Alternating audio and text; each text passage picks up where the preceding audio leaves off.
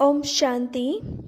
पांडव भवन आबू से ब्रह्मा कुमार महेश भाई जी साकार के संग के अपने अनुभव लिखते हैं कि बचपन से ही मुझे परमात्मा के प्रति श्रद्धा भावना थी और आत्म कल्याण की प्रबल इच्छा थी, तो उत्तरोत्तर बढ़ती गई। बाद में वैराग्य वृत्ति संन्यास प्रवृत्ति में बदल गई। अपनी संन्यास प्रवृत्ति और आत्म कल्याण के लक्ष्य को प्राप्त करने के लिए हाई स्कूल पास करने के बाद मैं अधिकांश समय आध्यात्मिक पठन पाठन, तीर्थ व्रत, हठ योग साधना आदि में लगाता था और उसमें मन वांछित सफलता प्राप्त करने के लिए सत्य की खोज और सत्य गुरु की तलाश में theosophical society, divine of light society, Nirankari सत्संग आदि में भी जाता रहा। इस सत्य की खोज में हरिद्वार, बद्रीनाथ, केदारनाथ आदि की भी यात्रा की, परंतु अभिष्ट लक्ष्य की प्राप्ति नहीं हुई। सब में मुझको अच्छा तो लगता था, परंतु अपने को समर्पित करके उनको गुरु बनाए, ये मेरी आत्मा गवाही नहीं देती थी। योग मार्ग में मेरी विशेष श्रद्धा थी, इसलिए गीता, पतंजलि योग दर्शन का अध्ययन किया। गीता तो रोज पढ़ता था। संन्यास प्रवृत्तियों और आत्म कल्याण की प्यास बढ़ती गई। मैंने घर से बाहर किसी आश्रम में जाने का निश्चय किया। उन दिनों मेरे स्कूल का एक साथी ब्रह्मा कुमारी सेवा केंद्र पर जाता था। उसने 2-3 छोटी छोटी किताबें मुझे दी और कहा, आप इन्हें पढ़कर देखो और यहाँ चलकर तो देखो, फिर ठीक नहीं लगा तो और चाहे कहीं भी जाना। मैंने उन किताबों को अच्छी रीति पढ़ा और सेवा केंद्र पर जाने का निश्चय किया। सन 1964 का जुलाई मास मंगलवार का दिन था। उस दिन मेरा उपवास भी था। मैं अपने उस साथी के साथ शाम 7 बजे सेवा केंद्र पर गया। उन दिनों बनारस वाले गुप्ता जी की युगल कमला बहन सेवा केंद्र पर थी। उन्होंने मुझे झाड़, त्रिमूर्ति तथा गोले के चित्रों पर समझाया और योग पर बताया। मैंने अनुभव किया कि मैं अपने मनोनीत लक्ष्य को प्राप्त करने के योग्य स्थान पर पहुंच गया हूं। मैं उसी दिन से नित्य प्रति क्लास करने लगा। जब परमात्मा का ज्ञान समझ में आया और निश्चय हुआ तो परमात्मा से मिलने की इच्छा भी तीव्र हो गई। 4-5 मास ही बीते होंगे कि बाबा का दिल्ली में माथुर जी की कोठी पर आने का समाचार मिला। मैं और मेरा दोस्त दिल्ली में जाकर बाबा से मिले। बाबा से कैसे मिलना है, कैसे बाबा की गोद में जाना है, वह सब हमको पता नहीं था। पहली बार मैं बाबा से माथुर जी की कोठी में मिला। बाबा की अंदर आनंदमयी गोद में जाकर जो अतीन्द्रिय सुख का अनुभव किया, उससे जन्म जन्म की प्यास बुझ गई। बाबा ने पीठ पर हाथ फेरा और फिर सिर पर हाथ रखते हुए कहा, बच्चे बाबा के घर आना।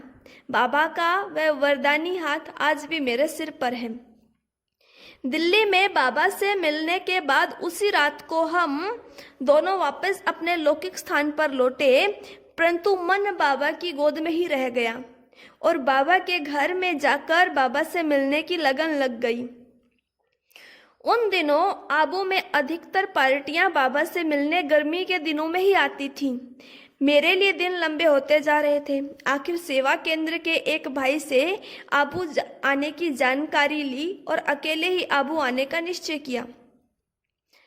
अप्रैल 18 तारीख 1965 को मैं मधुबन आ गया। बाबा सेवा केंद्रों पर आने वालों से एक फार्म भरने के लिए कहते थे। मैं जब आया तो मेरे साथ कोई टीचर नहीं थी। बाबा के कहने पर मुझसे वह फार्म परीक्षा पत्र के रूप में भराया गया और बाबा को दिखाया गया। बाबा ने उसे देखकर ठहरने की स्वीकृति दे दी। उन दिनों संतरी दादी बाबा की ब्राह्मणी के रूप में थी।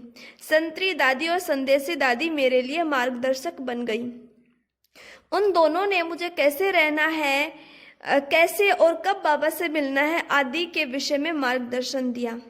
जो भी पार्टी मधुबन में आती थी, उनका बाबा के साथ भोजन भी होता था। मैं तो अकेला ही मधुबन आया था। वर्तमान पांडव भवन में बाबा के कमरे में जहाँ अगरबत्ती स्टैंड रखा था, वहाँ ही बाबा कुर्सी पर बैठकर भोजन पान करते थे।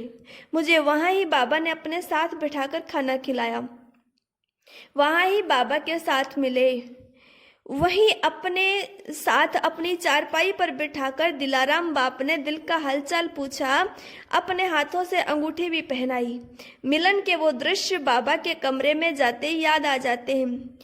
उनके साथ मिलन को और पालना को याद करते तो एक गीत के कुछ शब्द याद आते हैं। हम तो कहाँ थे तेरे काबिल, तेरा कर्म है तूने दिया दिल, तेरे हो गए हम। शिव बाबा तो है ही गरीब निवाज, क्योंकि उनके लिए गरीब अमीर की बात ही नहीं, परंतु साकार बाबा की दृष्टि में भी गरीब अमीर का कोई भेद नहीं था। सभी को अपने ये बच्चे समझकर प्यार करते थे और पालना देते थे। 1 साल के बाद मैं अपने गांव से कानपुर चला गया। अपनी संन्यास प्रवृत्ति के प्रवाह में मैं एक बार गंगे दादी की छुट्टी के बिना ही मधुबन चला आया और सोचा कि बाबा से मिलने के बाद जीवन का निर्णय करूंगा, परंतु बाबा लवफुल भी हैं तो लाफुल भी हैं। इसलिए उस समय बाबा मेरे से नहीं मिले और मुझे दीदी मनमोहिनी जी के द्वारा वापस जाने को कहा। यह सुनकर मेरा मन एक बार तो कुछ भारी हुआ, परंतु आगे कुछ कह भी नहीं सका और वापस चला गया। वापस जाते समय भी मेरे दिल को लग रहा था कि बाबा का हाथ मेरे सिर पर है और शक्ति दे रहा है। वह दिन याद आता है तो मुझे कवि की ये पंक्तियां याद आती है।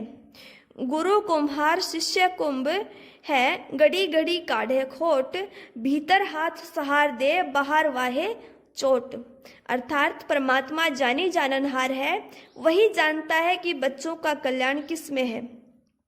उसके बाद तो कई बार बाबा से मिला और देव दुर्लभ परम आनंद का अनुभव किया। उस मिलन की स्मृति अभी भी अलौकिक आनंद की अनुभूति कराती रहती है। मैंने साकार बाबा के जीवन में रमणीकता और गंभीरता का, लव और ला का अद्वितीय संतुलन देखा। कई बार बाबा को देखा कि बाबा बच्चों की इच्छा को जानकर उनको संतुष्ट करने के लिए उनकी इच्छा भी पूर्ण करते थे और साथ ही उनके हित की शिक्षा भी अवश्य देते थे। एक बार मैं पार्टी के साथ मधुबन आया तो हमारी पार्टी के एक भाई ने झूले पर बैठकर बाबा से फोटो निकलवाने का आग्रह किया। बाबा ने कहा, बच्चे फोटो तो इस तन का निकलेगा, शिव बाबा का तो फोटो नहीं निकाल सकते। याद तो शिव बाबा को करना है, इस तन को नहीं। पावन तो शिव बाबा की याद से ही बनेंगे, इस तन को याद करने से नहीं।